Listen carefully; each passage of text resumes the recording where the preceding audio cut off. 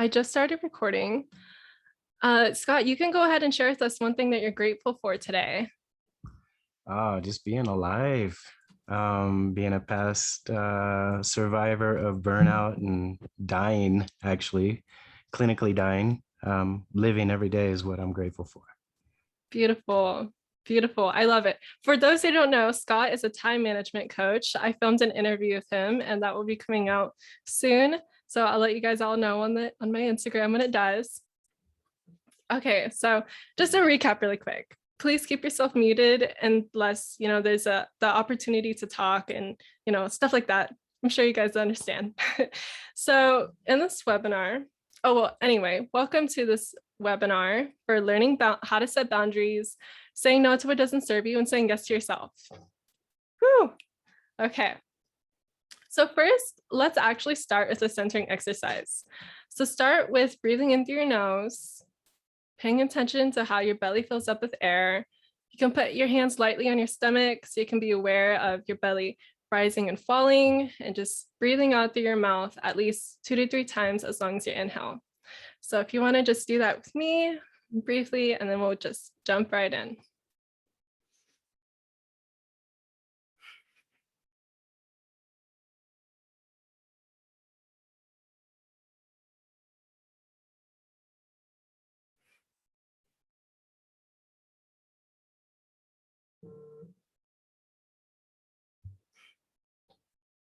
Okay.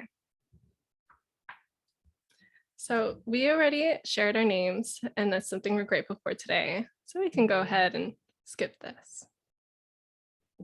So in this webinar, we will be discussing our mindset and belief systems, values, how boundaries start with you, patterns, how and when to remove people from our lives, the importance of addressing our own needs first, what feminine energy is, saying yes to yourself, your body belongs to you, empowering questions to move forward, and a breakthrough coaching demonstration, and keeping yourself accountable. Would anyone like to volunteer right now for the breakthrough coaching demonstration?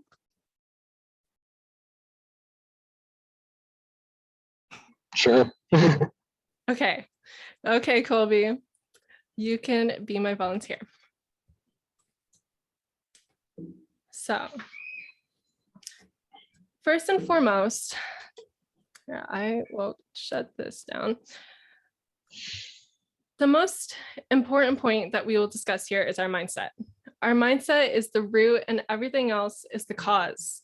Your belief system is what causes you to act and think the way that you do. It is also the invisible force behind your behavior.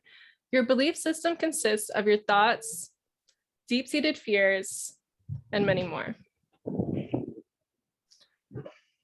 Beliefs are also developed and inherited. As we grow up, we learn to take on the views of those around us, especially those who we look up to, parents, teachers, mentors, colleagues. They all pass our beliefs on to us, and we have the leeway to accept them or not. We might turn them into our own beliefs or reject them. Actually, let's continue with this slide. We also develop beliefs resulting from personal experiences and the feelings that we associate with them in those moments. We can develop beliefs through our repeated actions as well. If you are consistently late, you start to believe that you are terrible at time management, when in fact, a better alarm clock and sleep habits could change that label. In time, beliefs shape our identity, and we become them to some extent. There are 2 routes of mindset extremes. I'm actually going to bring this back because I want to see you guys' faces. There are 2 routes of mindset extremes, the codependent and the narcissist. We will be focusing on the codependent because it is the codependent who is more likely to have a lack of boundaries. So the codependent is a person who might say something as, use me and abuse me. The narcissist might say something as, you're here to please me. Okay, now let's do a short quiz to see if you might be mildly codependent, moderately codependent, or extremely codependent. So I recommend that you can take out a piece of paper to mark yes or no in order to keep track of your responses, or you could just put your fingers up when you do get a yes, just having some way to keep track. Is everyone ready? Let's do it. Okay.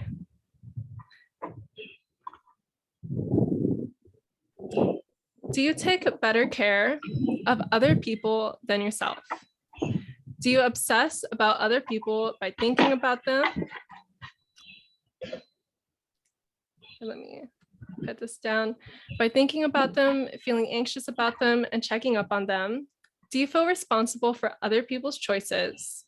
Do you change yourself, hoping that other people will also change? Do you know what other people feel, think, like, and dislike, but are unsure of what your own feelings, thoughts, likes, and dislikes are? Do you feel stuck and victimized? Do you try to fix and control people, places, and things? Do you deny reality to cope? Do you have difficulty knowing what your boundaries should be? Do you have difficulty saying no without feeling guilty? Do you allow yourself to be manipulated and controlled by others?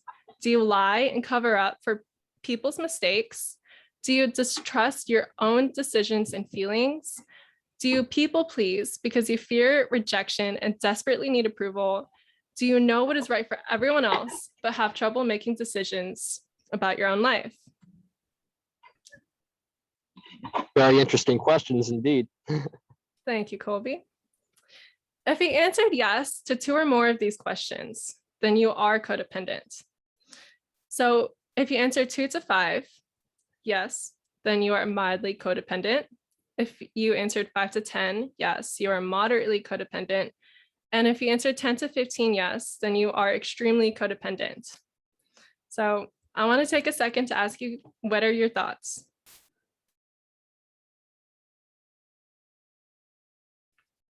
Anyone can go ahead and. I think that my thoughts over this is that as far as like my resorts, it comes down for me like as far as fears, that the point where I would say yes to is because like it's some internal fear that make me feel that way about like depending on someone else. Definitely. Yeah, that is so understandable. Fear is actually the most deep-rooted cause of a lot of what we go through in our lives. Most things that we do are actually stemming from a fear of rejection. And when we fear rejection, that is self-abuse. And that leads us to dislike ourselves. So that is why having boundaries is essentially so important. Thank you, Caesar, for bringing that up. Okay.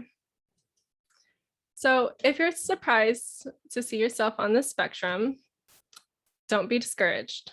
It is possible to change and alter your belief systems, but it is essential to know what your belief systems are. The first step to changing your belief system is to, let me see, because I want you guys to see this.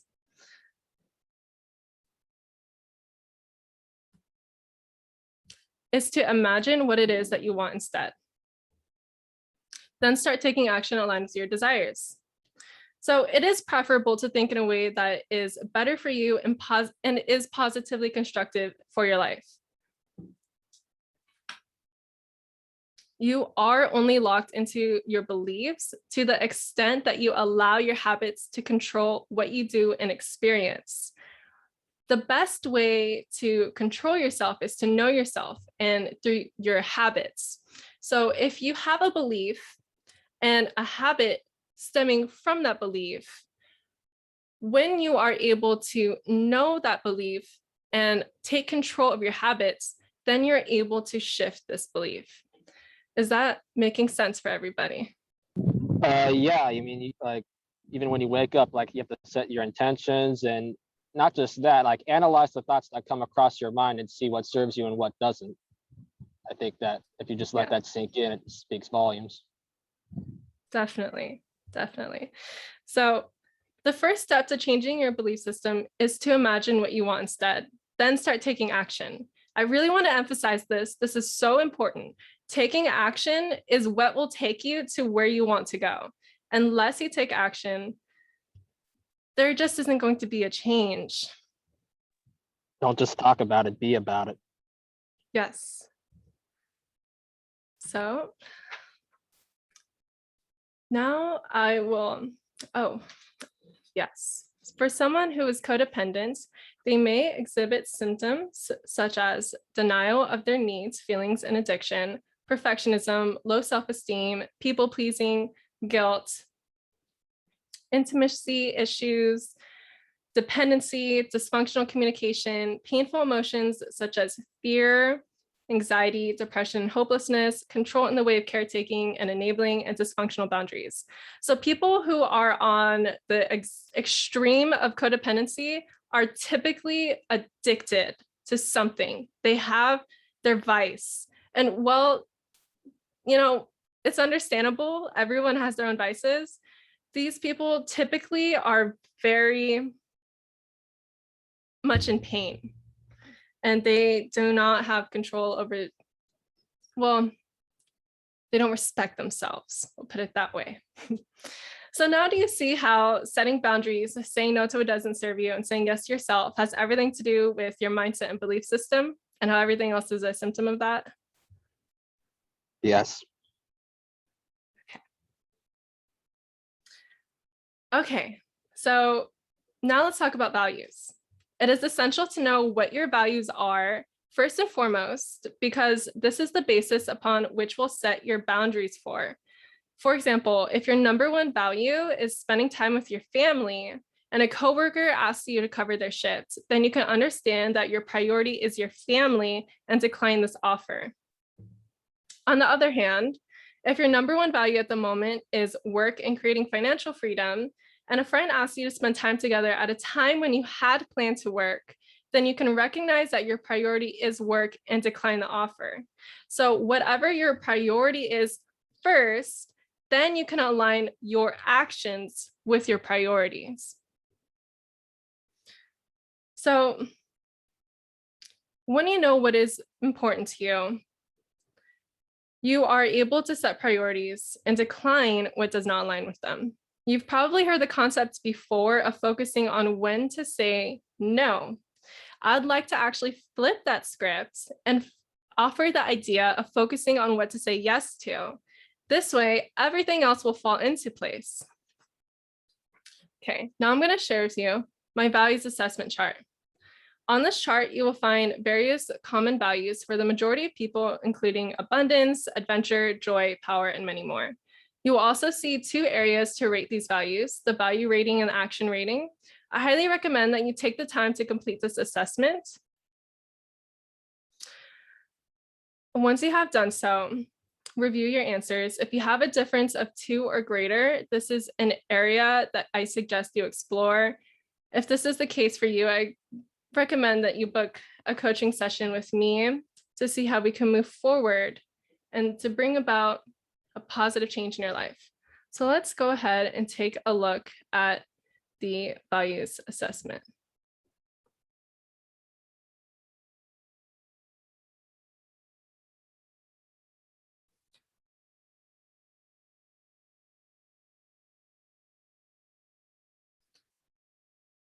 So the values assessment has a list of values, and here is where you're going to rate the value rating and the action rating. And if these two have more than 2 numbers or greater in difference, that is definitely an area that I suggest to explore. Okay.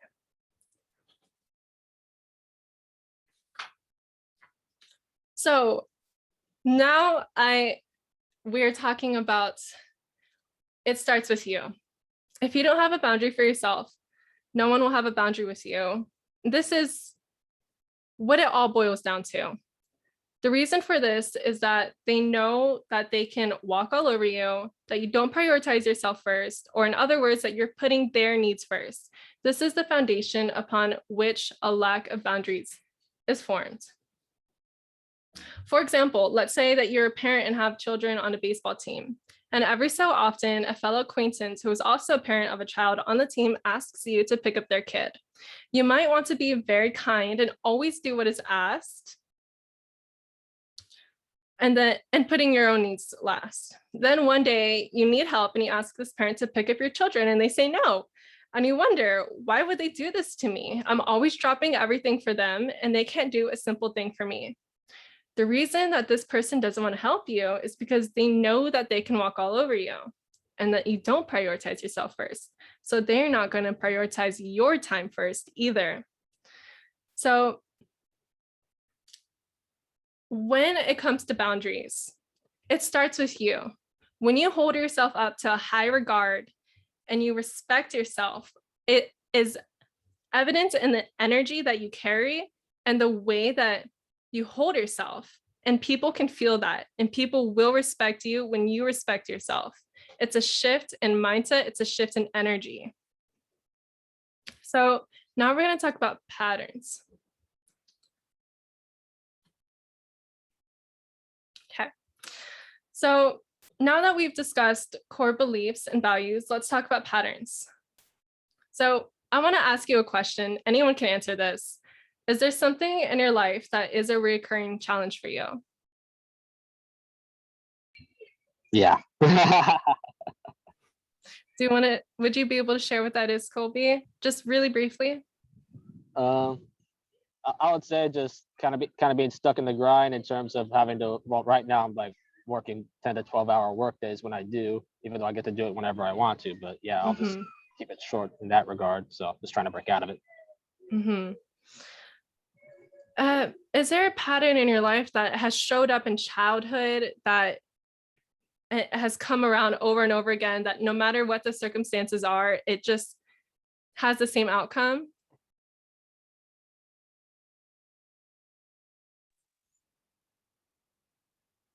Are you asking in general for everyone, or are you Yeah, asking for Kobe? everyone, anyone can answer. I was gonna say for me, it's just like I'm a bit impulsive at times. So even Yeah. as a little kid, like, I'll do something out of impulse and like, won't finish exactly what I would start, but I've come to accept that about me. Yeah, definitely. It's really understandable that you could be having these feelings and patterns. They stem in our childhood and they come up throughout our lives. And we're going to talk about more why that is. So imagine this. You're on a road trip and you pass the city of Denver, Colorado. The first time that you do, it seems totally normal. So you drive some more. When you find yourself passing Denver again, you might think to yourself, this is a little strange, and keep going. Then a third time you pass Denver, you're wondering to yourself, what the heck? If you're passing Denver over and over again, that means that you're going in circles. So the same could be said about people, places, and events in our lives. We can have different seasons with the same destination. The important thing here is to recognize that you are in a pattern. And once you do, make a conscious choice to disrupt it with a more desired outcome. When we are faced with a pattern, we have two choices: to either remain in the pattern or choose to rise above it. This is really substantial. So I'm going to say it again. We have two choices. We can either remain in the pattern or choose to rise above it. There are certain lessons that we must learn, and therefore these challenges are brought into our lives repeatedly until we make the choice to overcome them. I really want to make sure that you understand this, and it boils down to the law of attraction. Similar energy attracts itself, and opposing energy repels. So I'll give you guys an example. Someone very close to me, I'm not going to say who, but someone very close to me has gotten into many relationships with men, abusive men, and have had kids with those men, and has many kids, we'll put it that way. And she has these cycles of getting into abusive relationships and getting broken down again, trying to build herself up, having a kid, getting into abusive relationships, having a kid, and it is tragic, but beautiful. We have children. So this is the pattern that she must learn in her life. And I think that she has. I think that she has learned her lesson now. But in her life, she was brought that challenge of overcoming abusive relationships stemming from the trauma in her childhood that made her think that she deserved this kind of treatment. And so this is a really good example of patterns that we must overcome in order to have a different outcome. So in the most gentle way possible, I'm trying to say that you do have a part for the events in your life. Our reality is created by our thoughts, feelings, and actions. For example, if someone says something like, I have the worst luck with love, or I'll never succeed at this, then they are absolutely right, 100%. Try to imagine your word as law. What you say becomes true. The universe, God, or any power that you believe in is always listening. Your subconscious is always listening as well. With this said, our inner dialogue, or the way that we talk to ourselves, is vital for our well-being. We are always listening. Try to make an effort at talking to yourself with loving, graceful, and respect, or in a respectful manner. If that is challenging for you, you may try imagining that you're speaking to a friend or someone who you care deeply for. To continue this point, this is why it's so important to stay in a strong, high vibration at all times. Doing actions such as your sacred routines, which could be meditation, daily affirmation, consistent acts of self-care, and essentially being aware of yourself is essential. If someone is allowing themselves to be treated negatively, that is a reflection of their dignity. The same goes for someone who allows themselves to be treated in a positive way. A very large aspect of reclaiming your power back is only surrounding yourself with healthy relationships and uplifting people. So, just as the example that I gave you before, I actually personally used to get into relationships with people who would take advantage of me. I was very giving and used to believe that I was being a loving person by putting my own needs last. These people would take advantage of me financially, physically, and mentally. At one time, I was even in a relationship where he was trying to make me into his housewife and take care of him as if he was my son. So it was really weird. And it took a lot of pain and suffering for me to end that relationship. But once I learned my lesson, I vowed that I would never accept that kind of treatment again. Once I began dating again, there were many faces that came my way who were similar in their mentalities and their desires to take advantage. But again, different seasons and the same destination. So this time around, I would not let that happen. And I would respectfully remove myself from these budding relationships in the most loving way possible. So I want to just pause here. If you guys have any questions or thoughts that you want to share. If you don't set boundaries for yourself, no one will. And of course, you just like, even then, like just think of it as like spiritual armor, so to speak. You know? Definitely. And especially the soul ties you create with that person. So it kind of puts you in a loop unless you are conscious and break out of it. And that's a very deep topic, but I'll save that for another time.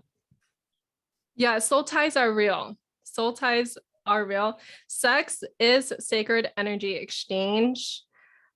We do become part of each other and our energies 100% become exchanged. It is more spiritual than physical, even though they're both intertwined. Absolutely. Thank you so much, Colby, for bringing that up. So now we're going to discuss how and when to remove people from our lives. So do everything always in love. When something disfavorable occurs, give this person a chance and have an uncomfortable conversation about it. You have probably heard many professionals say to remove uncomfortable people from your life. Well, this is true in many ways. I would like to add more context. Yes, we should definitely remove people from our lives if they are downright terrible and unhealthy for us. Some people argue that you can work with abusive people to change. To be quite frank, I don't agree with that. And if someone's abusing you severely, I really recommend getting yourself out of that situation. I don't believe that we can change people. I don't think so. I think people can only want to change themselves. So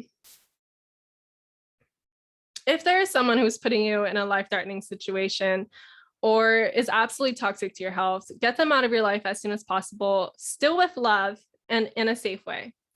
But if this person is valuable to you and you would like to keep a relationship with them in any form, here's what I recommend that you do. First, have an uncomfortable conversation. You may say something like, I really value our relationship and I would like to continue having you in my life. However, this thing that you are doing is really impacting me in a disfavorable way, and I cannot accept this behavior to continue. Would you be willing to try this? The goal of this conversation is healing and mutual understanding. Come to this person with the intent of collaboration, understanding, love, and curiosity. I want to emphasize the curiosity aspect. Another way to ask someone about something is to say, you are usually really great at this, and I know that I can count on you. Is there something going on?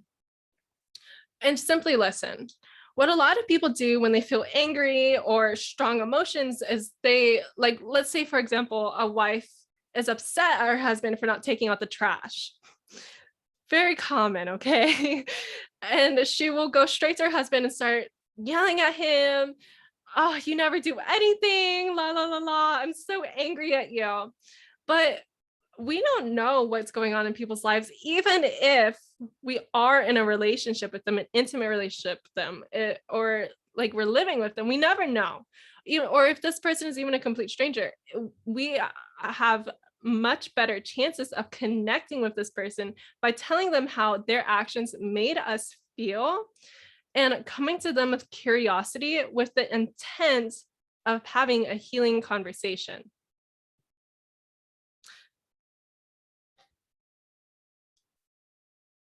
So I just talked about that one.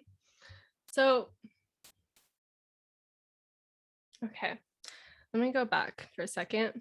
So if you had an uncomfortable conversation, you told them how you feel and how you would like to be treated, and that person still doesn't correct their behavior, then it is best to remove them from your life. You may say something like, I love you as a person and I have really cherished our relationship, yet I feel that my boundaries and wishes have not been respected, and I believe it is best for us to part ways and live our separate lives. I only wish you the best moving forward. Thank you so much for understanding. Do you see what I'm trying to get at here with love and respect? Yeah? Is that a yeah? Okay, awesome. So if you and this person have a strong emotional attachment, then it is especially important to keep your judgment out of the equation when having an uncomfortable conversation. Listen to understand rather than to be right. When people come angrily, conduct name calling, or ghost people, that is bullying, and bullying is harmful for both people. For those who are not familiar with the term ghosting, it is when someone completely shuts out another person without saying anything to them. So another important point to mention is that you might have heard that you are not responsible for the way other people feel. This is not a license to ghost people and is only somewhat true. You are responsible for someone's feelings depending on the way that you communicate with them.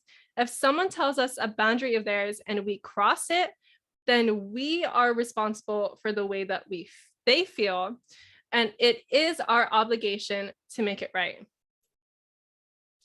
So, like I mentioned before, if we come to someone angrily and they get hurt, or that relationship becomes savaged in a way, then it is our responsibility because of the way that we conducted ourselves and the way that we talked to them. Saying that nobody's feelings are our fault or our obligation, that is a bit naive and ignorant. So now let's talk about feminine energy. So I really wanted to bring this up because for many of us women, when we were young, we were taught to be strong and that toughening up is a good thing, that we need to shove down our feelings and hold our heads up. This kind of behavior can lead to feeling overwhelmed and burnt out.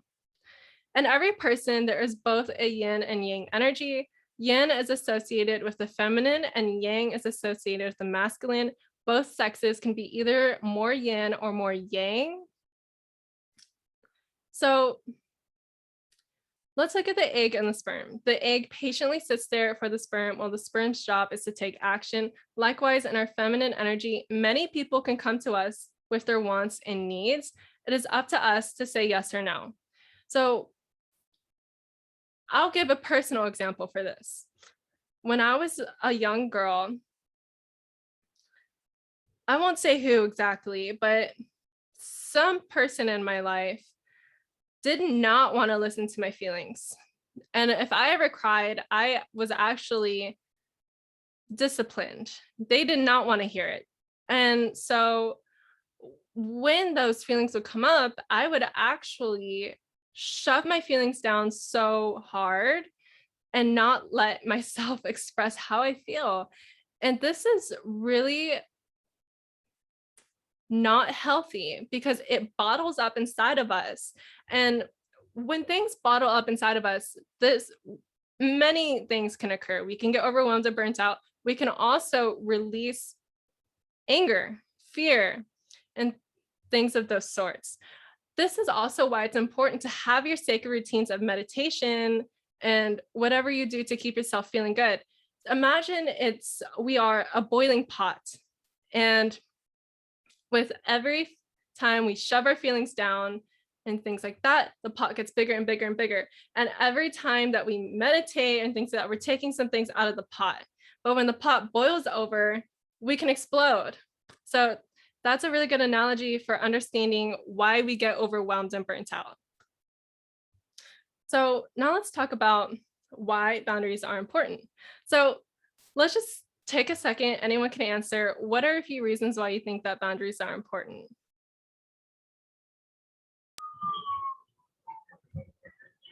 So that way you don't get completely out of control and let others control you.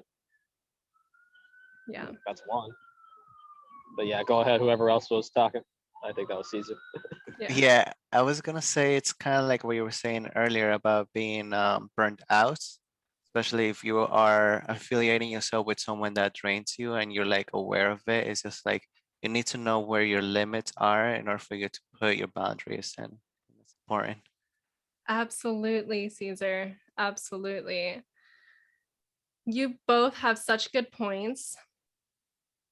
And I'm so happy that you're here with me today, that we're able to talk about this.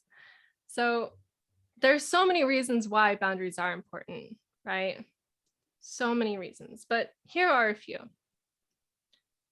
Without strong boundaries, especially with people who feel called to serve and help people, we can overextend and drain ourselves. This makes it much more difficult to take care of ourselves and show up best for people in our lives.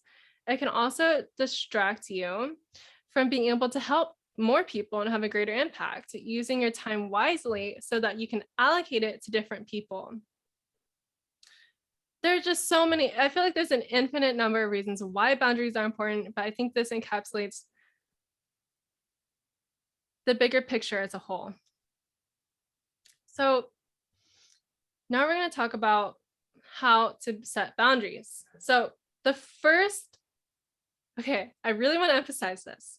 The first part of setting boundaries is examining the boundaries that are already existing or lacking of in one's life. So if we're talking about creating more boundaries, we have to know what boundaries do we already have, and do we need it? Do we need more of it? Do we need less of it? So this is really important to reflect on. So let's talk about assertiveness. You can be assertive and set boundaries in a way that feels good for you. What happens a lot in trauma survivors and people in general is they think that to set boundaries and be assertive, they have to be mean, and it feels uncomfortable for them. And so they tend to allow themselves to be swayed into whatever agenda the other person wants for them. But you can be assertive in a way that is very calm, respectful, and kind. Many people may sometimes feel that they have a need to do something or to people please, especially with people who have been through trauma. These people who have been abused or endured gaslighting behavior, which gaslighting means that someone tried to tell you that what you're feeling isn't true. It can make them question their own needs, feel obligated to help, and makes them feel as though they don't wish to create conflict. So here's a script that you can use to tell someone a boundary. That would feel lovely, and I would be happy to help you. Yet, X. So here's a good one. Guy tells you that he wants you to come over for Netflix at 10 p.m. and you have work tomorrow. That would feel lovely, and I would feel so good to be wrapped up in your arms. Yet, I have work tomorrow, and I like to make plans 2 days in advance. He's over there. I'm over here. We have our space. This is my boundary. Or family wants to come visit you and they have been coming way too often. It would feel so nice to see you and spend time with you, yet I need a break right now and I really appreciate your understanding. There is a way to be kind and say it in a very loving way without being mean. Okay, so now we're going to talk about what to do when you're feeling pressured or unsure. So here are a few strategies that I recommend you try the next time that you're feeling unsure of what to do. Check in with your priorities and ask yourself, does this align with my values? As we mentioned at the beginning, your values are the foundation upon what you will make your decisions. So give yourself space to respond. A lot of people feel pressured to respond right away. You can go to your cave, see how it feels inside, and then respond. Say, I'm not entirely sure how I feel about this yet. Can you give me a day or a week? Whatever it is, that time that you need. Remind yourself of the affirmation, I have a choice.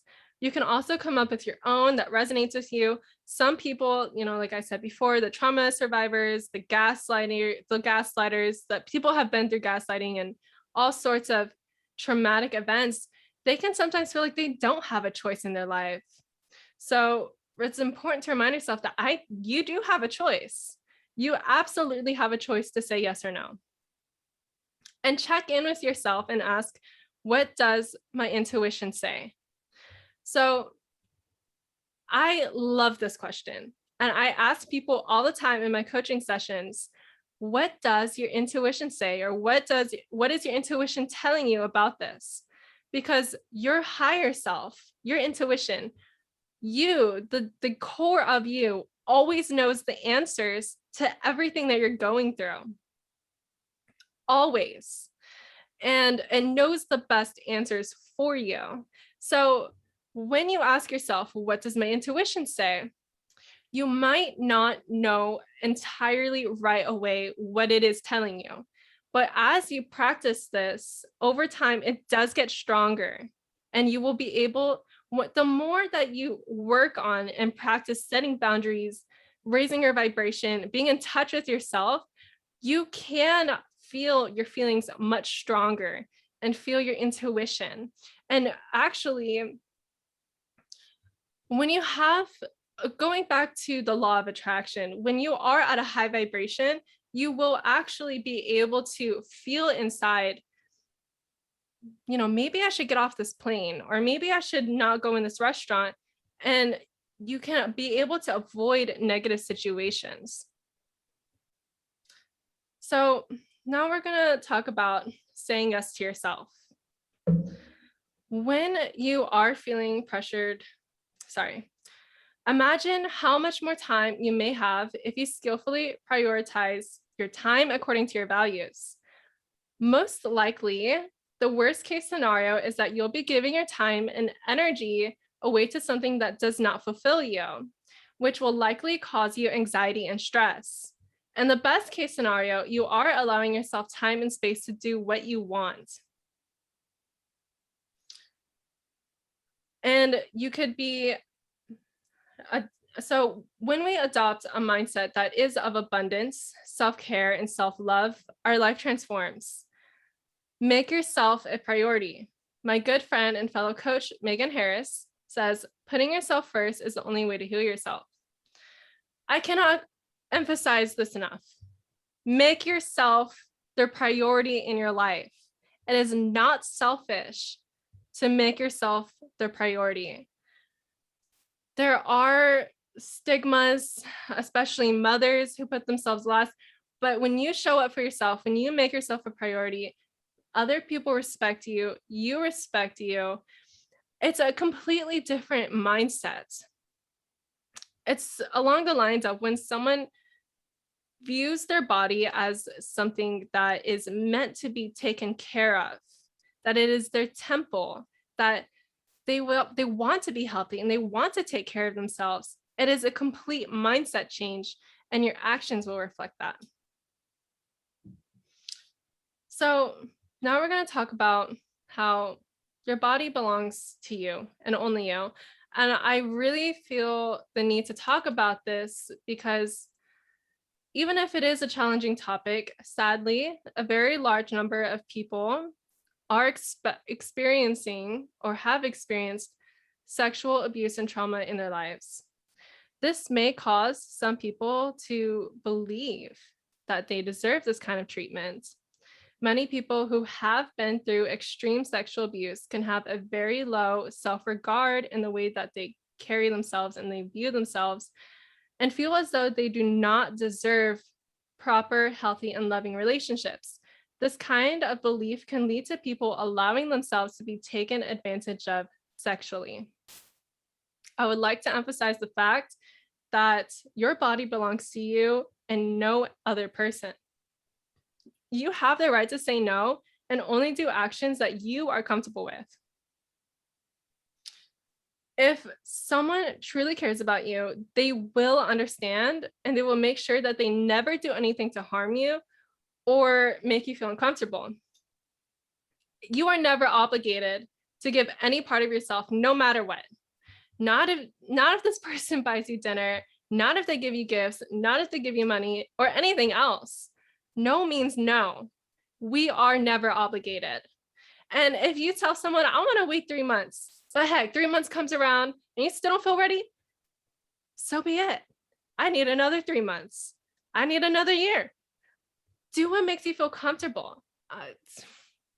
Do what makes you feel comfortable. You are not obligated. No means no. And really hold yourself to that regard. When you know that you are something worth waiting for, that you are something worth respecting, people will respect you for that. So let's talk about empowering questions to move forward. So here are 5 questions to contemplate and ask yourself about the boundaries that you have in your life. What has worked really well for me with setting boundaries in the past? How could my life look different if I had stronger boundaries? How do stronger boundaries fit into my dreams and purpose? How would I feel if I said yes to myself by setting stronger boundaries? What might I need to let go of to have better boundaries? Sometimes we have to let go in order to bring in new. So, does anyone want to share their answer to any of these questions? Goal for number 5, just let go of any attachments that are distracting you from your purpose. Straight up, that's how you build better boundaries right there. Simple. Yeah. Sometimes you just got to simplify everything to your goals and just stay focused on that. Like any distractions, like, what I'm saying? Because, for example, like with everybody has a phone nowadays. So it's like having the devil on speed dial in terms of distractions. So you got to really control yourself by controlling your mind first, because wherever the mind goes, the body goes, as well as your thoughts. Mhm. That's a good point, Colby. When we know what our goals and dreams are and we can work back from that, people as coaches, we also make year-long plans, 6 months plans, 3-month plans, or a month plan, and we start with the outcomes. We work back, we can start by months, work back by weeks, and then go to daily. And then once we have the outcomes in mind, and we know what's gonna take us to becoming who we want to become and getting us to where we want to go, that is the big tool, the big advantage.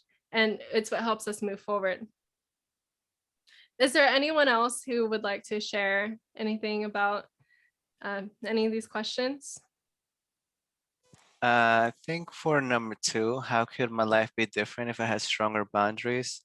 Um, for me, it's just like as far as setting boundaries, it's more of like having the confidence and not allowing myself to be like guilt out of them, because their boundary is set for a reason. And, I am naturally a caring person, but, I know that I have to care more of myself in order for me to like, whether if it's to heal or get over something or someone, definitely having a stronger boundary would help.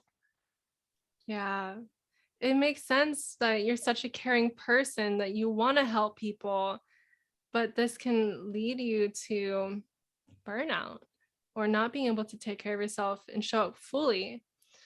So that is such a good point. Having stronger boundaries, it sounds like could definitely be something really positive in your life. Yeah, be careful who you choose to help and allow into your life. Absolutely. That just goes back to what we were talking earlier about surrounding yourself with uplifting and healthy relationships. So now we're going to do breakthrough laser coaching. Woo! Oh, well, okay. First, we're going to talk about examples of good boundaries. So saying no without guilt. This is a good one. Saying yes without pressure. Expecting respect. Asking for space. Communicating discomfort. Not allowing the other person's emotional state to have a negative impact on you. Being separated without emotional distress, defining what a realistic boundary for yourself is, understanding that when you're being treated unfairly, being able to identify that and speaking up for yourself when it happens, and not feeling overly responsible. So I'll give an example. I shouldn't be laughing. I'll give an example of understanding when you're being treated unfairly and being able to identify that and speaking up for yourself when it happens. Okay, so for example, let's say a girl and a guy are in a relationship where he might be physically abusive. And let's say he hits her. And instead of thinking to herself, if I was more quiet, he wouldn't have hit me. No, this is not about you being more quiet. This is about identifying that he is treating you unfairly. This isn't about you bothering him. He shouldn't be doing that to you in the first place. And then speaking up about it. So that is having a good boundary. Okay. So now let's do some laser coaching. Okay, Colby, are you ready? Bring it. Okay. So what thoughts do you have when it comes to boundaries?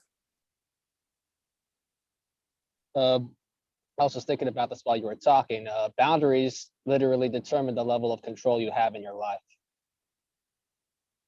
Literally. Mm-hmm. Exactly. So That's all that's really coming to my head right now. Go ahead. yeah. So when you think about boundaries, you think about the control that you have over your life. And when you think about that, what feelings come up for you?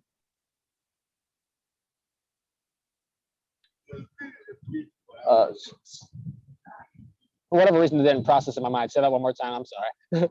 No worries. So when you think about how boundaries have a lot of control over your life, what feelings come up for you?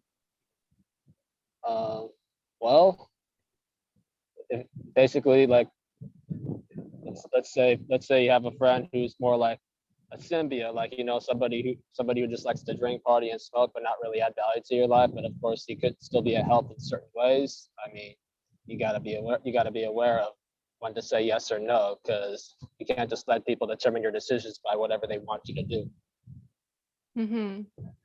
Yeah. Because you have a voice. If you don't use it, then well, they're gonna be that voice for you. Control yourself, or someone else will control you. It's that simple.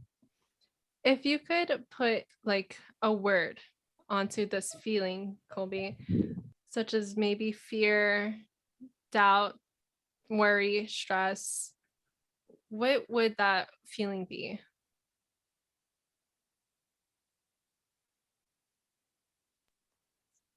I would say stress. Me Stress. personally,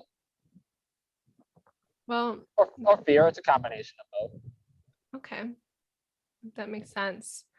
So, based on the thought of how boundaries have a lot of control over your life and the feelings that come up about it, like stress and fear, it is really understandable that this could be a challenging area in your life for you and for anybody. So, what would be a different powerful belief for you, whether you believe it now or not, about boundaries?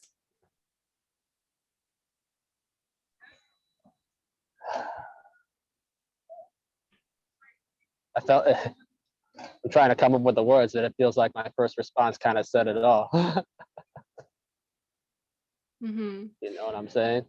When you mentioned that your boundaries control your life, that is a very, I think, neutral statement. It isn't necessarily positive or negative. It's just fact. But Yeah. if we could frame that in a way that maybe is more constructive, positively constructive for your life, how would you frame that? Well, boundaries keep me focused. It keeps me focused on my goals. It keeps me on the path, so I don't go off the path. Don't go off the yellow brick road. Exactly. Love it. So it sounds I get like I get what you're saying, though. You gotta Mhm. you gotta explain these things out of love. You know what I mean? Yeah. So it sounds like for you, so the old thought was that boundaries control our lives, which is fact, but with a challenging feeling along with it. And your new thought sounds like it can be that feelings or boundaries keep me focused, which definitely has a more positive feeling to it. So take that thought and imagine that it's true. And you could even feel it inside. So what does that feel like? Tell me about it. You already feel the level of positivity in terms of you're having that set in your mind, and then your body will just react to that in terms of action. Exactly. Yeah. So if you could create a picture of the future and what this will look like for you, what would that be?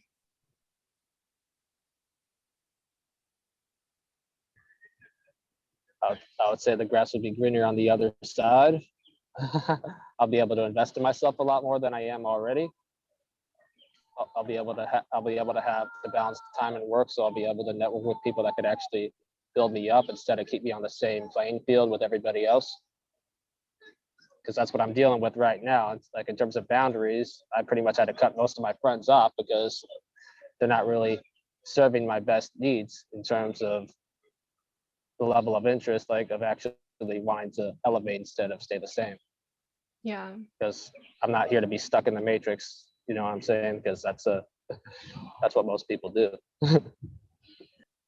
So it sounds like with this new thought and this new emotion, it is maybe inspiring and it helps you envision a brighter future where the grass is greener. Yes. Yeah. So I just want to let you know that if Oh, okay. So first off, what action step would you like to take this week uh, based on your new thought and action? Well, there's a lot of things I can do. Well, I just moved to California recently, so I mean, I want to be able to spend some time to kind of like enjoy the fruits of my labor in terms of building myself up even more, like not just relaxing on the beach and just meditating. It's all fine and dandy, but I have a huge library of books that could really help me fulfill my purpose in life with the interest I want to actually be good at. So Mhm. this is a good environment for me to prosper. So I'm going to take advantage of it. Definitely. Congratulations, Colby. Thank you. In terms of boundaries, though, what is an action step that you might be able to take to have, you know, stronger boundaries in relation to this new thought of that your boundaries are able to help you focus?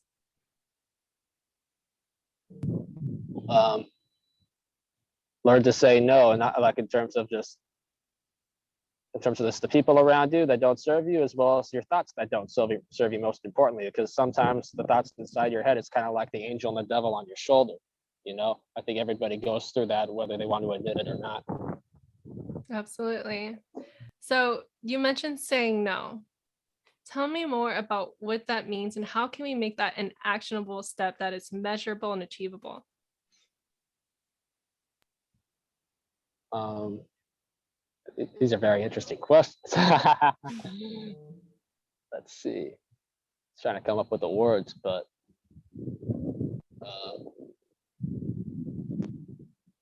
learn when and when not to do something. And like, let's say, being on your phone, scrolling through apps on social media, being on YouTube, for example, like watching sports, even though it's like, even if it's like a 10-minute highlight, that's like 10 minutes of your time and you don't get that time back. You know, time is one of the most valuable things you have. Even though it's a construct, we still have to follow that. It's a part of life. Mm-hmm. Okay. So it sounds like setting boundaries with the intake that you have on social media and different platforms. Well, not just that, but more in terms of just time, because Okay. time management is one thing I'm struggling with that I'm trying to overcome. That's probably one of my biggest challenges at the moment. So Mm-hmm. get Yeah, that's better. understandable. Yeah. So in terms of your time and being more intentional with your time, what action step would you like to take this week?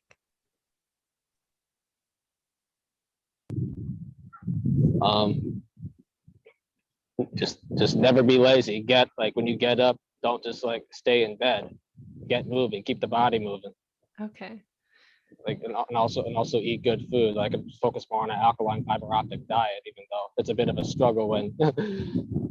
Well, for me personally, I'm kind of like living nomadically, so I don't really have an established place yet, but I will eventually because I can't just be stuck doing this forever. Okay, Colby. That sounds really beautiful. Thank you so much for being my volunteer for this demonstration. I, No I problem. I hope that this was helpful for you. Oh, I and think I think we could all learn something from this. yeah, I just want to remind you that if you have any challenges staying focused and accountable this week, try to remember what your new thought and feeling is about staying focused and how this is inspiring for you. So now we're going to talk about accountability. So with all of this information, let's put this on the bottom. With all of this information, how will you keep yourself accountable? It is so great to know the information, but the truth is that without action upon your knowledge and keeping yourself accountable, there will be no change. But let's reframe that in a more positive way. If you do take action with your new knowledge and keep yourself accountable, then you are guaranteed to have positive results. And I have seen this firsthand. Even just, I mean, after one session with clients, I can see the change. 2 more, 3 a lot, 5 it's like they're a different person. Having action plans really work. So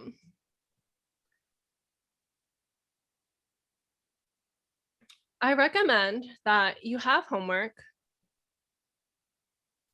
I recommend that you do have homework, check-ins, and milestones. Make sure that whatever strategy you do set on implementing resonates and motivates with you or motivates you. So another action step that I recommend that you may try is start a reward system for yourself. Get a jar or box, and every time that you believe in your affirmations or make a step in the right direction, put in some money. Or it could be something symbolistic as a jar of marbles. And, you know, do what works for you, do what motivates you and excites you. But at the end of the month, go reward yourself with something that makes you feel good. And feeling good is the key here. Feeling good. We want to feel good about boundaries. We want to feel good about rewarding ourselves. We want to feel good about ourselves and hold ourselves up to a high regard with a lot of respect. So I want to go with everybody and just ask you, what is one thing that you want to do this week to help keep yourself accountable?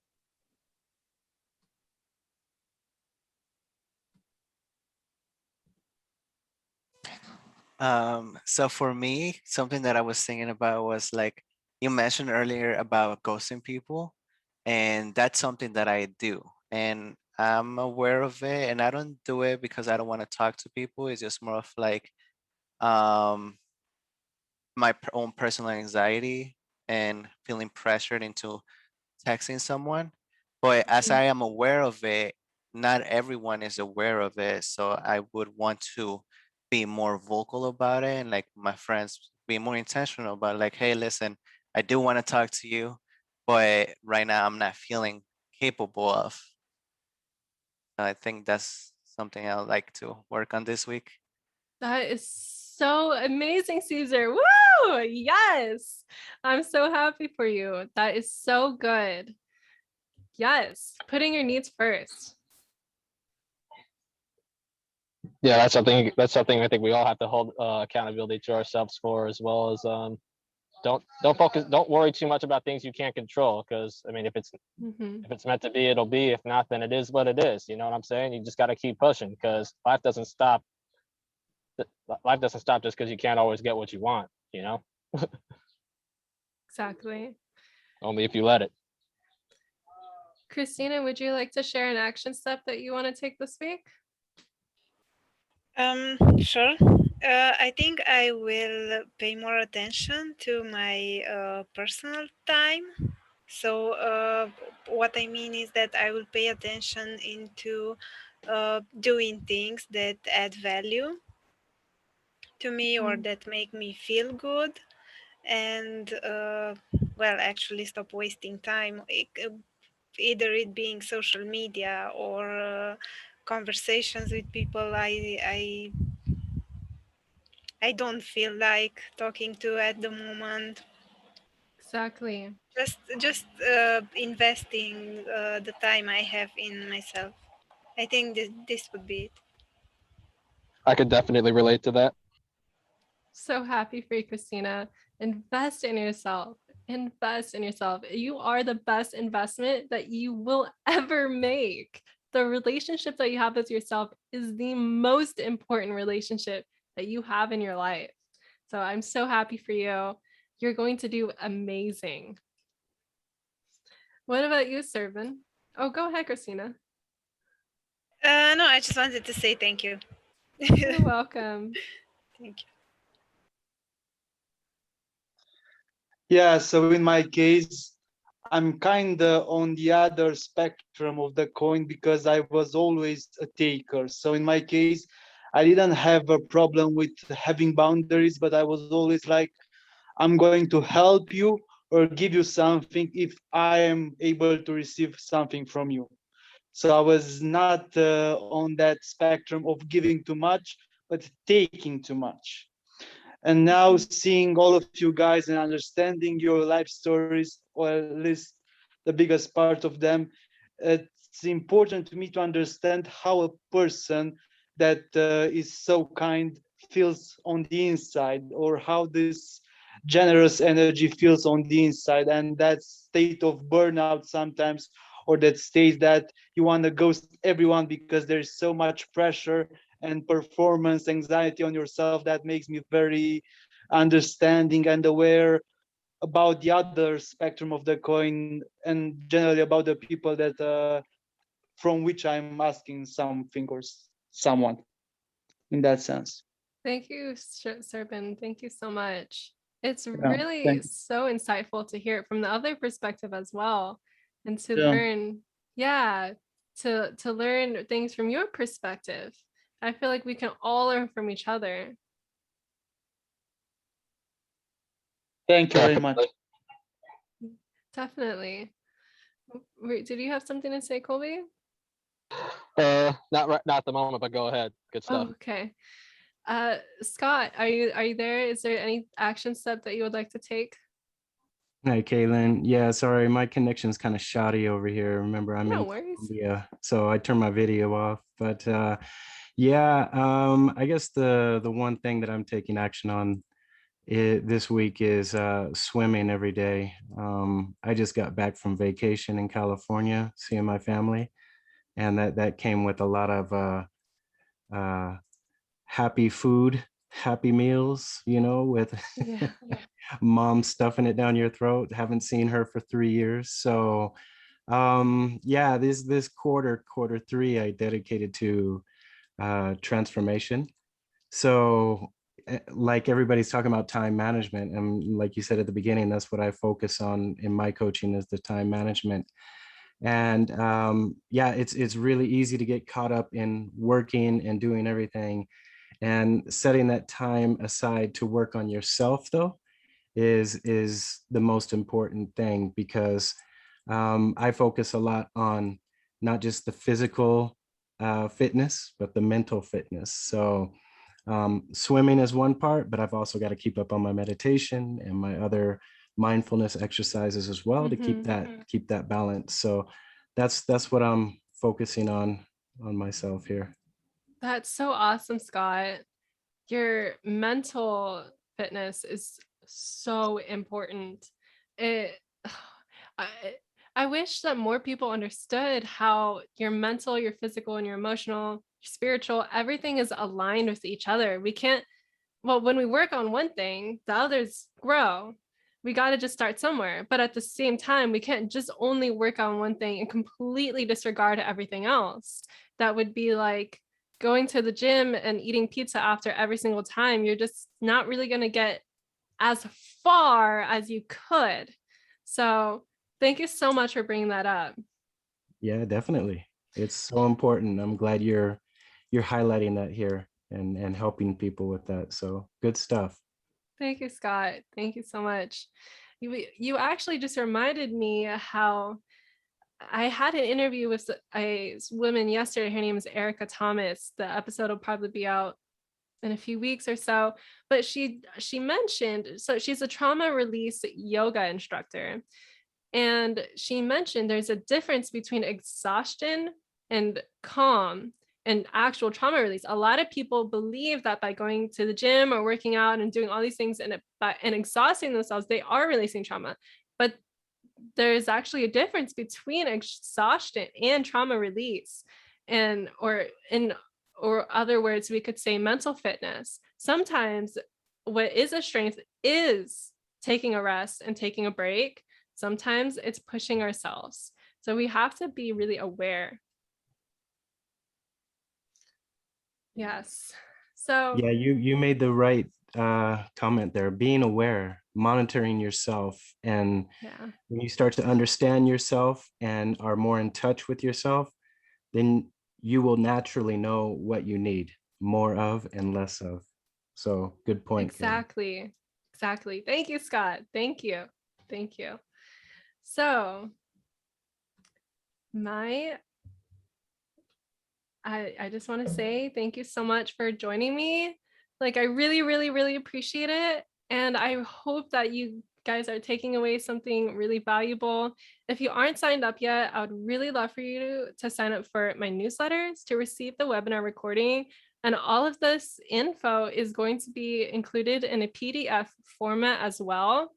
And by signing up for my newsletter, you'll also receive news about the podcast episode, about my coaching, and updates for future webinars.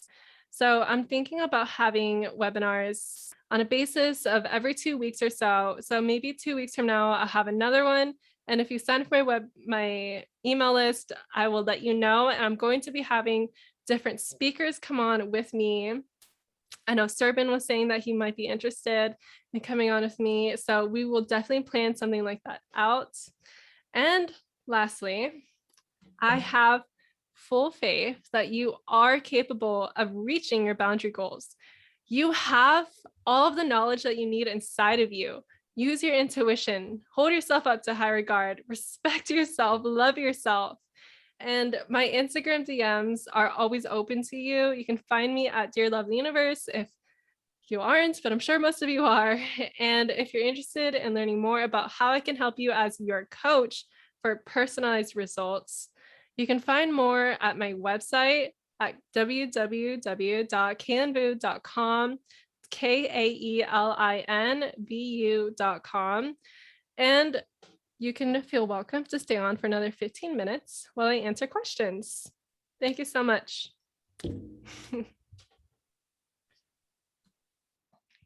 Well, thank you, Kaylin. I had so much fun with this class. I feel like I learned a lot, and I'm so glad I made the decision to come and, meet all of you and share our stories. Thank you so much, Caesar. I really, really, really appreciate that. It's my honor to be a part of your journey. Truly, truly. And as a coach, I can be a coach without people to coach. And so it's two-way street. I appreciate you so much, and thank you so much for joining me. It really does mean a lot to me. This is actually my first webinar. I've done so many live videos, so many podcast episodes, so many interviews, but this is my first live. So I will always remember you guys engraved in my heart.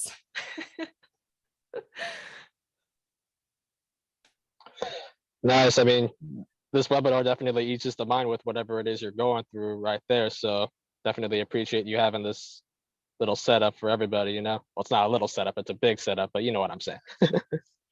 Yeah, it definitely took some planning and writing and, going back through my research and all of those things and trying to figure out what's the best way that I could understand things to keep you guys engaged and say things in a way that would actually be understandable and say things that aren't too direct, because as a coach, sometimes I'm very direct. Sometimes you have to be. Yes, exactly. But I like to go a little easy unless we're in a coaching session. But yeah. Nice. A lot of the strategies and things that I mentioned today are actually things that I do use in coaching sessions, like the breakthrough laser coaching. That is a tool that I use in my coaching sessions. The strategies, the affirmations, oftentimes in my coaching sessions, almost actually every single coaching session I have, I ask my client, would you like to come up with your own affirmation to help you this week? And for some people, they don't need it or they don't want it. It doesn't resonate with them. But for some people, it really works. So if you're one of those people, I would highly recommend that you find an affirmation that works for you and put it somewhere that, you see all the time, like your mirror, in your bathroom, in your closet. I have on my phone, you might be able to see, I have a lot of notifications, but normally it would say successful people do what unsuccessful people are not willing to do. Don't wish it were easier, wish you were better. And so I like seeing these kinds of things often to remind myself of what I need to be reminded of. Definitely. Yeah, totally. So does anybody have any more questions? Let me just pop in the chat before we go. I'm gonna pop in the chat my scheduling software. If you'd like to schedule a meeting with me, a discovery call to see how I can help you, there's no obligation to hire me as your coach at all. There's no obligation. I would just love to help you. And I want to be able to provide a safe space for you to share, you know, what is going on. And I want to see how I can help you. I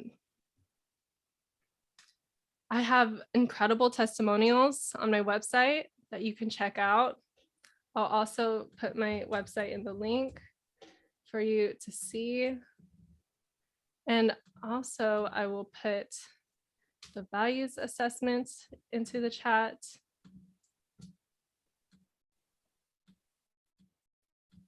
So I really highly recommend taking the values assessment. And let's see, is there anything else that I'm missing? I think that's it. By the way, I'm curious, have any of you guys listened to my podcast? What are your thoughts? I have not. Well, I would love to listen to it, so I'll definitely check it out. Thank you, Caesar. I'm sure there's going to be something there that you like. I have over probably like 50 interviews posted. I've done over 70, and I've done solo episodes. I just started posting twice a week. One self-love tip. So on Monday nights, I'm posting one self-love tip and answering one question. And then on Fridays, I post, I have a pattern of a solo episode and then a guest interview. And so if you want a short 5 to 10 minute video, inspiration, wisdom, things, perspectives that can help you move forward, my lovely Monday motivation videos on Mondays would probably be for you. If you're looking for longer length videos or podcast episodes, I would recommend checking out my Friday episodes. All right, good to know. Definitely. Yeah, I've seen you cover a lot of interesting topics even in your blog. So I guess it's pretty inspiring for a lot of people, especially for people our age. I mean, what are you, only 20 years old, 21? Yeah, I'm 20. It might be hard to believe, but I've had a life of a lot of experience. I can tell. Yeah. Thanks, Colby. You know, Colby actually is a very amazing person, and he does have my number. Oh, what? I need to give you guys my number. He has my number, and he sends me pictures sometimes, or text of my content that I posted a long time ago, and it makes me so happy that he like appreciates it so much. And I just, I don't know, it makes me emotional. It makes me really emotional to receive the support. So on my website, kaelinvu.com, there are lots of blogs that I have put up, but if you want to visit my podcast website, there are way more blogs, and that I just put in the chat, dearloveuniverse.com. I have over 60 blogs or so on that website. I had been writing those weekly before I transitioned into podcasting more full time. Well, I can tell you what, your name will definitely take you in a lot of places. So, I mean, in terms of spirituality, that's a good name to go. So, what made you pick that name first and foremost? That's a good question right there. Yeah, Colby. Oh my gosh, I'm so glad you asked. Okay, so, I was having a really hard time actually coming up with a name. I had been doing research and development for this idea of having a blog and a podcast for over 6 months.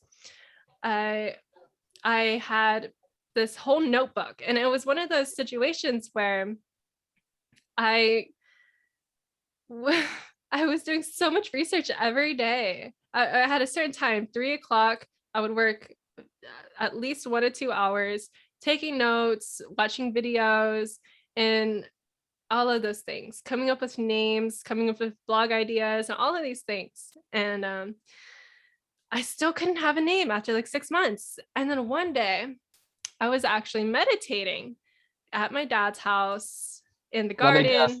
Let me guess. It came from the heart.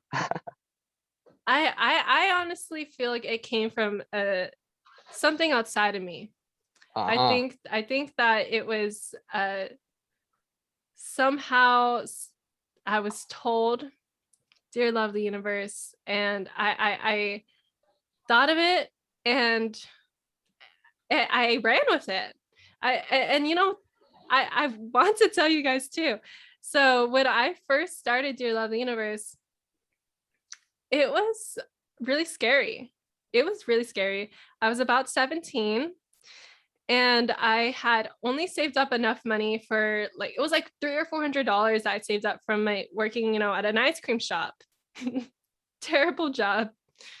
Grateful though, grateful for the experiences, but terrible pay, not good coworkers. And I just didn't really like working at an ice cream shop. Okay, maybe other ice cream shops are different, but I didn't like this one. And I had to work hard, $12 an hour. And I had saved over I think it was like $400 that I paid someone to make my website. I was still putting it off even after research and development and all these things for a long time, over 6 months. And then there was one day I was just sitting in my room. I was sitting in my room on my bed and it just hit me like, what if I die? What if I die and I never, ever even start this blog or this podcast that I've been researching and wanting to do for so long? Like, what am I scared of? And what actually was the turning point for me was when I heard Rachel Hollis. She's a motivational speaker, author, amazing lady. She said, there's somebody out there who's waiting to hear your voice. You just need to step up to the plate, basically, not verbatim, but there's somebody out there waiting to hear you speak. They need your message and they're waiting for you. That really hit me because the whole reason why I started podcasting or blogging in the first place was because I want to help people. So anyway, I started my website with about $400 and he asked me, so where's the content? I had no content. I had nothing. I didn't plan that far ahead. So when that happened and he asked me what was the content, I was like, okay, here it is. This is my leap of faith. This is my leap of faith. And since that time, I mean, professionally, I've come such a long way. I'm now full-time as a coach. I graduated coaching school. I'm a certified professional coach through the Institute of Excellence. Well, IPEC, Institute Excellence professional coaching. I think that's exact. I think that's what it is. Professional excellence in coaching. That's what it is. And I had to study hard. I had to pay most of it myself. I was working as a nanny, but I knew what I wanted. I worked with focused intention. My roommate would say I would put men to shame because I would work so hard. I'd have like 10-hour days every single day, pretty much, and still be working on the weekends. So that's kind of a little bit about me and how this all got started. And to be honest, I just passed over 1,700 followers on Instagram, and I'm like so blown away. I did not expect that. I really didn't. Unexpected. Congrats. Thank You did this. You put those 10 hours of work and everything, you're seeing your fruition, which I think is beautiful. Yeah, thank you so much. Yeah, It's like think of it as a flower, then it just starts sprouting, and then it expands. yeah. I was actually really nervous to make a podcast Instagram because I was like, nobody's gonna care. Nobody's gonna care. And this was actually after I had my podcast for at least over a year.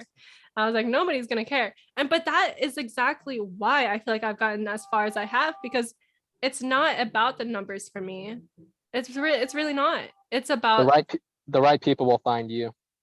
yeah, like I've had my podcast for over 2 years. And when I first started, I was getting maybe 20 downloads a week. If that, okay, if that.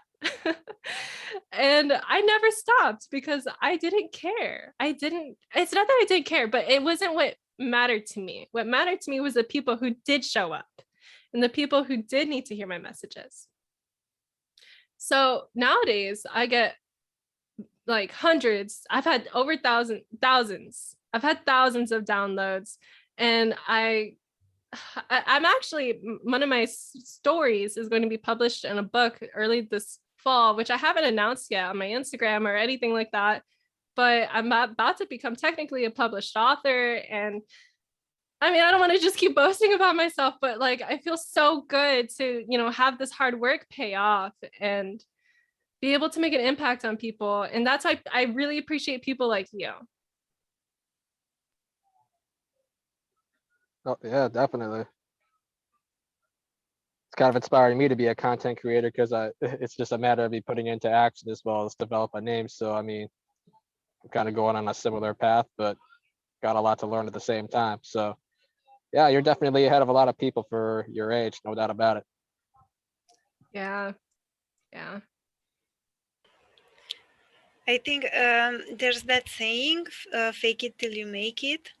I think it's important to keep your attitude, well, just to be the same, even if you have 10 followers or 100 or 1,000 or 1 Exactly. million. I think what it's actually important is to be you.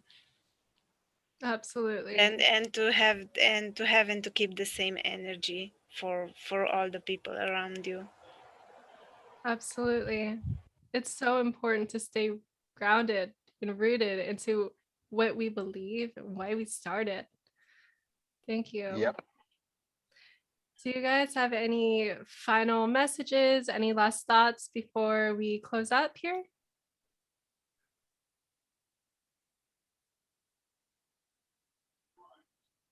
Nothing comes to mind. I could just hear the wind, It's a beautiful day, just meditating as we're having this conversation.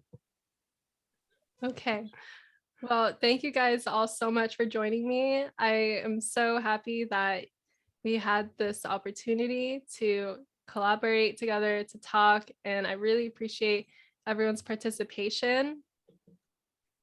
I will send you if you sign up for my newsletter, I will send you a recording of this along with the PDF. And I really appreciate everything. And I have full faith that you will reach your boundary dreams. Have a wonderful rest of your day. Mwah. Thank you, Kaelin. Thank you, Thank Kaelin. you. Thank you. You're welcome. Bye.